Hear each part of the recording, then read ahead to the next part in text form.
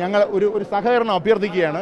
ഇതുവരെ യാതൊരു പ്രോബ്ലവും ഇല്ല, ഒരു രോഗിക്കും പ്രശ്നം ഉണ്ടായിട്ടില്ല, ഒരു ജീവനക്കാർക്കും പ്രശ്നം ഉണ്ടായിട്ടില്ല. ഫുൾ പരിശോധിച്ചു. പോലീസിൻ്റെയും ഫയർഫോഴ്സിൻ്റെയും നമ്മുടെ ഇന്റേണൽ വിങ്ങിൻ്റെയും ക്ലിയറൻസോട് കൂടിയാണ് ഞാനിപ്പോൾ സംസാരിക്കുന്നത്. അല്ല, ബ്രീഫ് ചെയ്യാൻ ഞാൻ പറഞ്ഞല്ലോ, ഒരു വെന്റിലേറ്ററിൽ സ്പാർക്ക് ഉണ്ടായി. ഇപ്പം നമുക്ക് തീ കത്തിക്കഴിഞ്ഞ കാര്യം നമുക്ക് പിന്നോട്ട് പോയി സഞ്ചരിക്കാൻ പറ്റില്ല. അത് പരിശോധനയിലൂടെ കണ്ടെത്താൻ പറ്റുള്ളൂ. അത് ഓക്സിജൻ ലീക്കോ ഒന്നും അല്ല, വെന്റിലേറ്ററിൽ നിന്നാണ് ഒരു സ്പാർക്ക് ഉണ്ടായത്. അത് കൂടുതൽ പരിശോധനകൾക്ക് ശേഷം പറയാൻ പറ്റും. നമ്മുടെ ഇപ്പോഴത്തെ പ്രൈം ഇമ്പോർട്ടൻസ് ഈ ICUവിൽ നിന്നും ആളുകളെ മാറ്റുക എന്നുള്ളതാണ്.